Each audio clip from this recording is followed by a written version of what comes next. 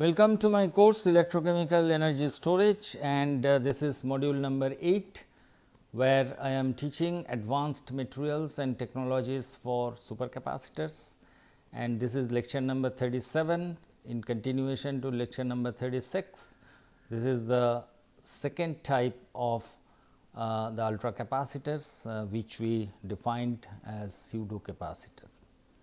So, first I will talk about the nature and origin of this pseudocapacitors, and then again through cyclic voltammetry, if you once you do the cyclic voltammetry, it is possible for you to delineate the surface charge storage part from the diffusion controlled redox based storage part, which is prominent for pseudocapacitive material.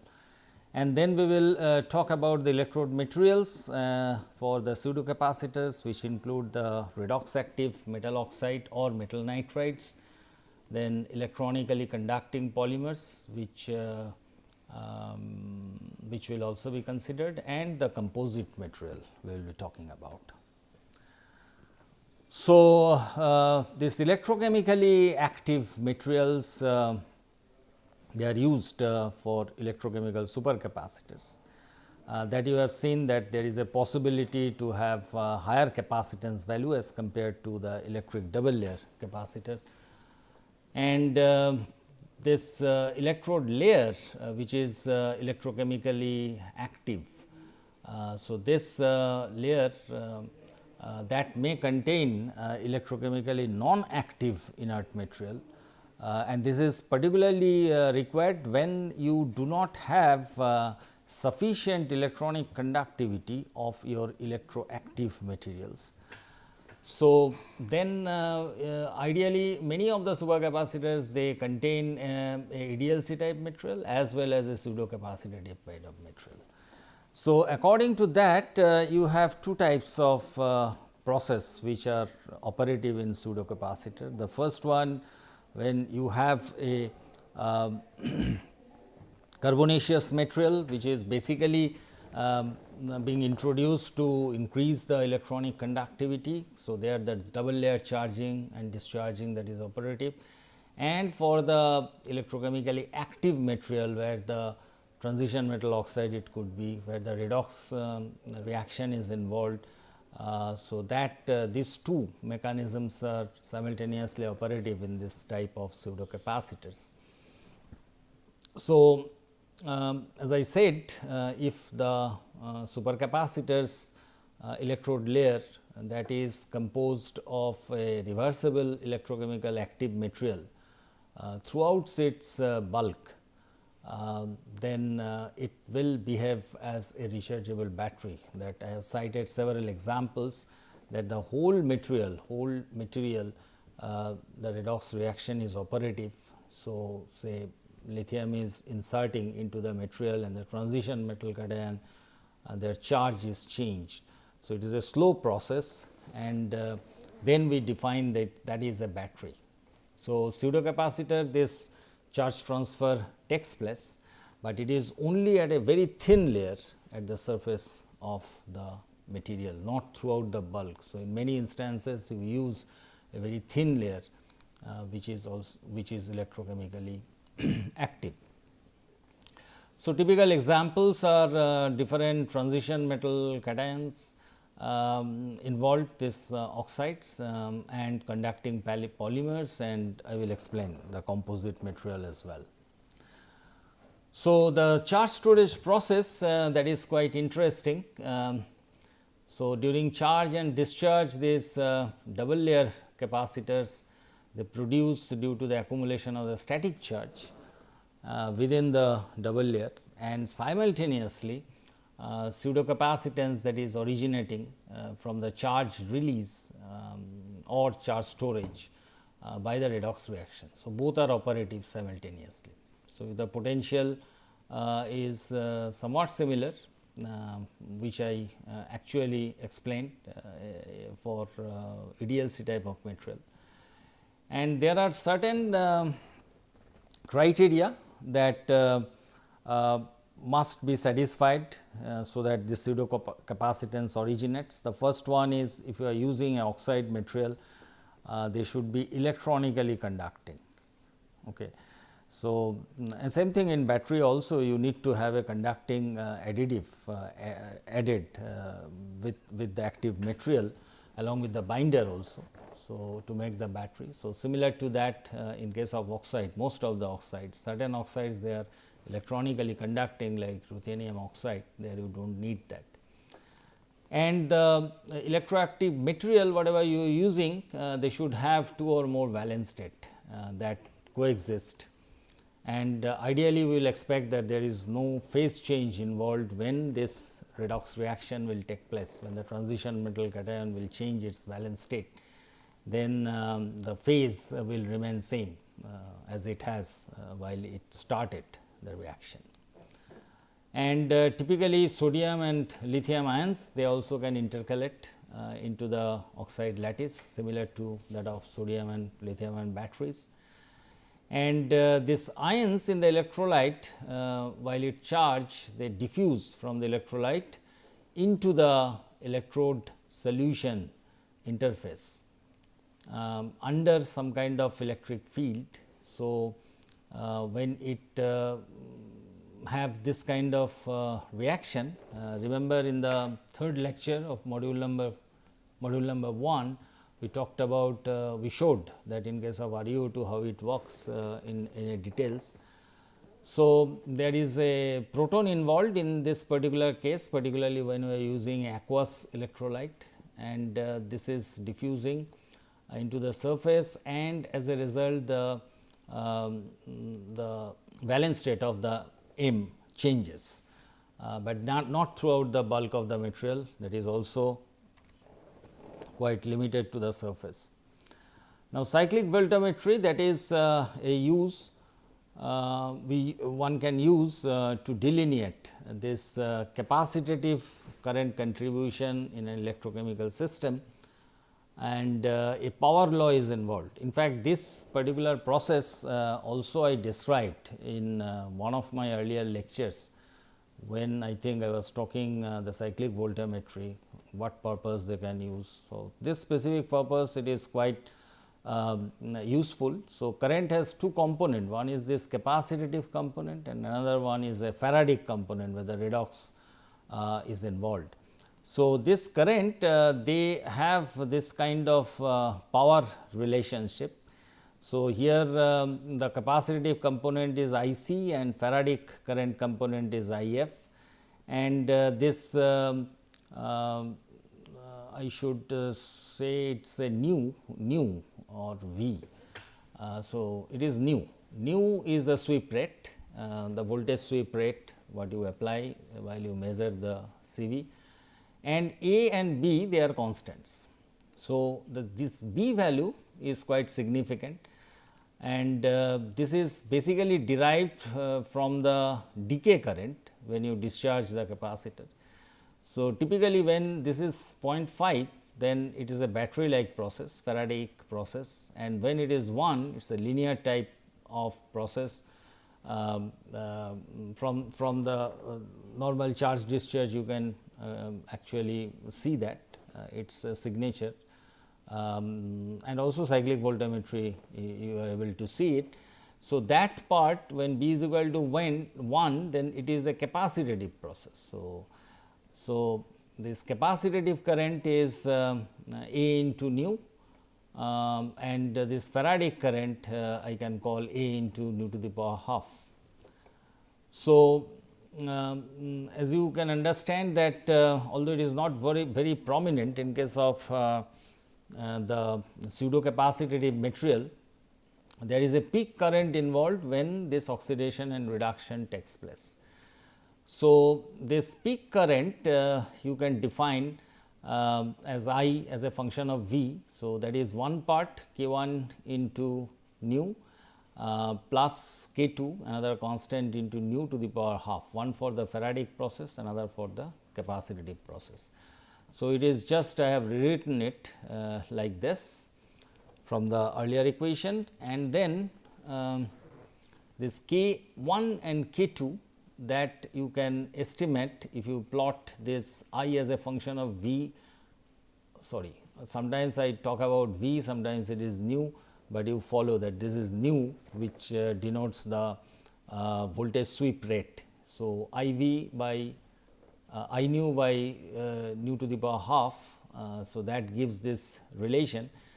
So, this you can estimate if you plot this versus nu to the power half. So, it is shown there. So, this has been plotted with the scan rate, and from the slope and intercept, you can estimate the value of K 1 and K 2. So, once you do that, then from a typical pseudocapacitive material, as you can see that it is almost like a ADLC part at lower scan rate, and progressively at the higher scan rate, it progressively once you change the scan rate, then it is more and more capacitive. At lower scan rate, there is a probability for you to get a small hump, the oxidative peak, because of the oxidation of the electrochemically active material, but it is not that prominent as you have seen for the battery, because this part this is not throughout the bulk of the material. But still you can estimate that, and you will find that if you plot this as a function of the scan rate, that at lower scan rate this rate part is diffusion control. So, this diffusion control is indeed very small throughout all scan rate, but it is actually relatively large for lower scan rate. So, that it gets some time for the diffusion to take place, but once you increase the scan rate to 200 millivolt per second, then you will see that it is almost controlled by the capacitive effect, the ADLC effect. So, that is some kind of technique that usually adapted to delineate the ADLC type behavior and pseudocapacitive behavior. It works well with the battery type of material, where mostly you will find it is other way around. The Faradic process they contribute more as compared to the charge storage through ADLC type of behavior, but this is one thing which is quite interesting. So, redox active material, they can be classified, as I have said, into three types. The first one is the metal oxide or metal nitride. So, this RuO2 is one of them, both ruthenium oxide and hydrated ruthenium oxide. And as you can see that this protonation, so this schematic already I showed you earlier, and the value of this proton that can go in, that is from 2 to 0. So, that depending on that, that basically control when x equal to 0, then it is basically ruthenium, it is basically ruthenium oxide, and it could be 2 as well when it is ruthenium hydroxide. So, the valence of ruthenium, it changes across two valence state, and it has certain criteria, and the first criteria is the specific surface area. Certainly, the smaller size is better, and the degree of hydration is also important, the crystallinity of the material is important. The particle size is important because that is directly related to the specific surface area, and also the selection of the electrolyte is important. So, this micrograph showed that this is a nanotube array of ruthenium oxide. So, the advantage of RuO2 is that it is having a very high conductivity, most like a metal like conductivity, 10⁵ Siemens per centimeter, and the oxidation state is accessible, and the voltage window is about 1.4 volt, and you can calculate the capacity, theoretical capacity is about 2000 farad per gram, and it is chemically stable, it will not get attacked with the electrolyte which is in contact with it. And oxidation state can change, as I said, from 2 to 4, which you have seen. It depends on the value of x. So, it is considered one of the good material, but that is very expensive. ReO2 is a very expensive material. So, manganese oxide that is relatively better. So, this is a structured manganese oxide, but it has one problem, that this does not have sufficient electronic conductivity. So, the charge storage mechanism is something similar to the ruthenium oxide, but here the depending on the salt you are using in the electrolyte, potassium, sodium, that also intercalate along with this proton incorporation in case of this aqueous type of electrolyte. And the pseudocapacitive behavior, that is both the surface adsorption and also insertion and extraction of the metal alkali ions. Specific capacity is quite interesting, about 1380 farad per gram, but that is theoretical capacity, you can able to calculate it, but actually the achievable thing is about 200 farad per gram. That is due to the fact that active material content is reduced, because this is not conducting and you need to use binder, conductive agent that is required because of the slow diffusion of both proton and alkali cations. So, the diffusion constant, as you can see, it is around 10 centimeter square per 10 to the power minus 10 centimeter square per second. This will be superscript 10 raised to minus 10, and electrical conductivity is low, 10 raised to minus 5 to 10 raised to minus 6 Siemens per centimeter. So, sometimes you have this kind of nanostructure, particularly the core shell kind of binder free MnO2, or you can make composite with some conducting agent. So, that reduce this electronic and charge diffusion distances once you do this nanostructuring, and eventually that will promote the charge transfer reaction. So, as such you will have to do some kind of modification in the structure, so that you get a better capacitive properties. So, like manganese oxide, there are several other oxides that people have tried. Cobalt oxide is one of them, nickel oxide, vanadium oxide, iron oxide. So, I just got tabulated, and you can see that most of them they are having some kind of structured material growth, because mainly for the poor electronic conductivity. This is apparent from cobalt oxide, and it is difficult for the electrolyte to diffuse into the structure. So, you will have to increase the specific surface area, and one way to do that, either you can do the structured growth of the oxides, or you can reduce the particle size, but you will have to get rid of the agglomeration because of the finer particle size. Due to van der Waals force and high specific surface energy, they will also get agglomerated. So, structured growth of this kind of oxide, that is quite effective.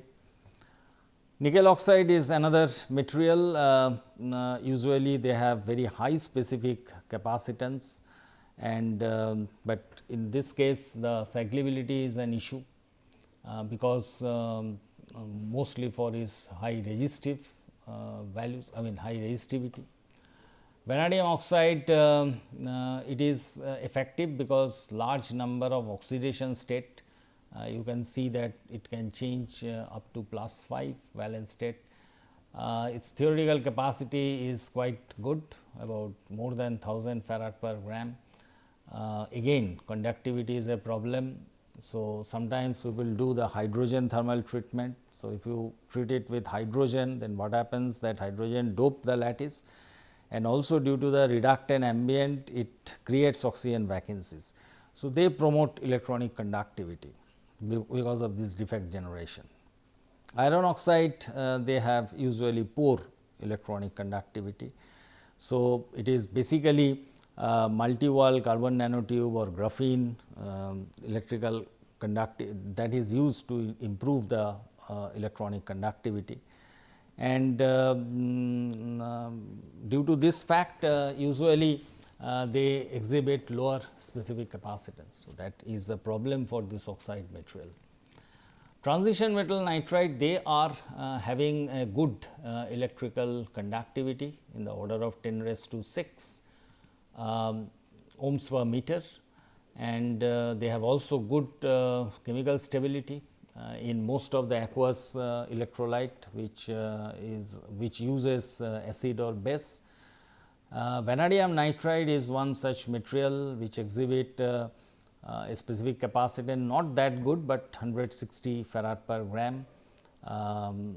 This is at a particular scan rate, and then again you do nanostructuring of this vanadium nitride and you will improve its specific capacitance. It ranges from 1200 to 1400 farad per gram.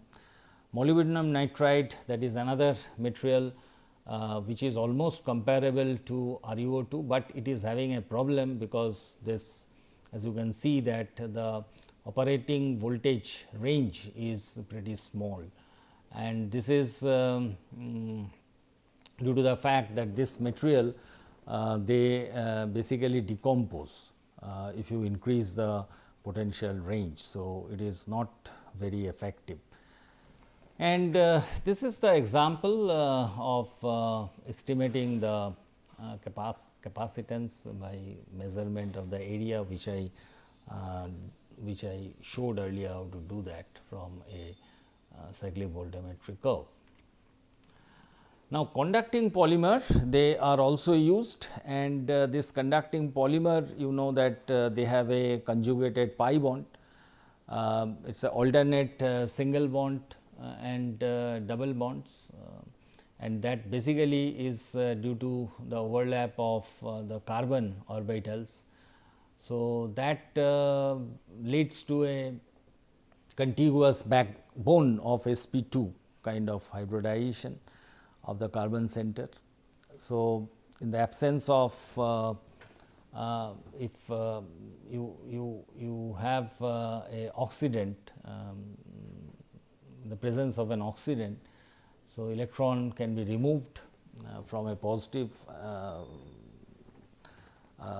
from this band, so that it creates a positive hole, and the remaining electron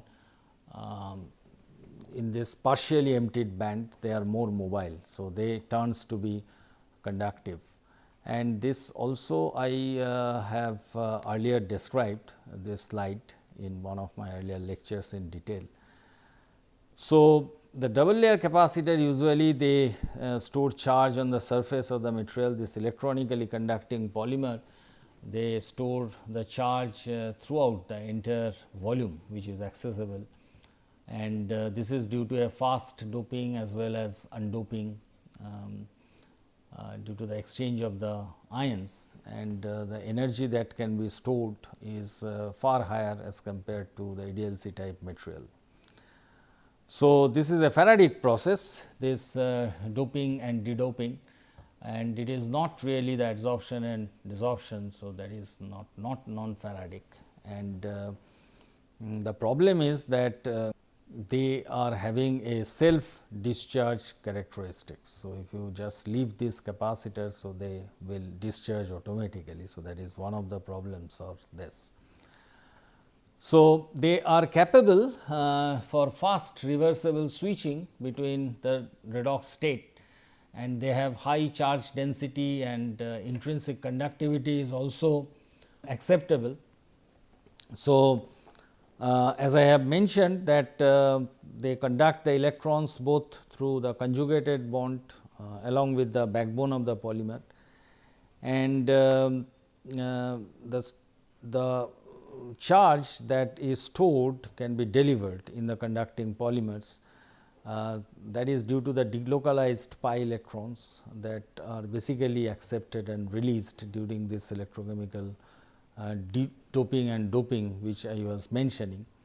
So, there are p type of doping that is possible with counter ions. So, the polymer they form this kind of structure for a p doping material, and for n doping which is having a counter cations. So, that also gives this relation when the n doping is operative. Now, this electronically conducting polymer you can classify into 3 type of structure. The first type is called a symmetric, say it uses a p type doped TCP, that is both in positive and negative electrodes, and operating potential is not that high, and it uses basically half of the total capacity because it is symmetric in nature. You can use asymmetric type. So, you can use 2 different types of p type or n type ECP. So, they have distinct electroactivities, electrochemical activities, and you can attain the high voltage, higher voltage can be achieved. Type 3 also is a symmetric type. So, they use same type of ECP for both electrodes, but making it p doping at the positive electrode and n doping at the negative electrodes. So, type 3 capacitors, they are interesting, they can give you a wide potential range from 2.5 to 3 volt around, and that is sufficiently higher than type 2. So, once the voltage is high, you know that capacitance half CV square. So, the energy density also is higher. So, these are some examples of intrinsically conducting polymers. This I already talked about in my earlier lectures. So, this is basically due to highly delocalized pi electron system, and it forms a continuous conjugation, alternate single and double bond in the polymer chain. So, there are some popular conducting polymers, and in the doped state you see that they can be a metal-like conductor, and depending on the doping it can be treated as semiconductor, but if you do not dope it, then it is insulating in nature. So, these pi electrons, they are basically localized, and once you dope it, then they are delocalized, and then they conduct electricity. So, the third category is composite materials. So, you know that this electroactive metal oxide, if you take like ReO2, MnO2 and V2O5, which is pseudocapacitive, and carbonaceous material, which is activated carbon or carbon nanotube or graphene. Then in this case you can see that they have high specific capacitance. Then the except ReO2, the conductivity is very low. So, once the conductivity is very low, then suddenly the charge transfer resistance from the surface to the some part of the bulk, that will cause a high value of the series resistance. And also there is another problem that strain is developed while you do a repeated charge and discharge cycles. So, once the strain is involved, when the charging and discharging is involved in this pseudocapacitive material, then basically the cyclability deteriorates, the characteristic cyclability deteriorates. On the other hand, if you go for this EDLC type of material, they have specific capacitance which is low, but they have high electronic conductivity. So, it is quite useful to combine these two. So, metal oxide is combined with carbonaceous material. So, that is an effective solution. Sometimes you know that not only they increase the conductivity, but carbonaceous material like graphene or carbon nanotube, if you use, then this problem is solved also, because the cracking due to this repeated charge discharge, that stress is buffered by this carbonaceous material. So, this is a view graph of graphene MnO2 type of composite. So, that is sometimes it is quite effective. So, the electrochemical activity what is there in the pseudocapacitor, that actually offers a reasonably good high capacitance and therefore, high energy densities, because their voltage range is also higher. So, that energy density Q into V, that also increases, and carbon material, they act as a physical support and also the conducting path and the stress buffering agent. I mean, you can also use it as a buffering the stress which is operative during charge discharge. So, this composite are quite useful. You can make carbon and electronically conducting polymers also. So, this ECP, they provides actually superior pseudocapacitance and the carbon material, they acts as a framework. So, this is one example with graphene and PANI, another one is single wall carbon nanotube with PANI.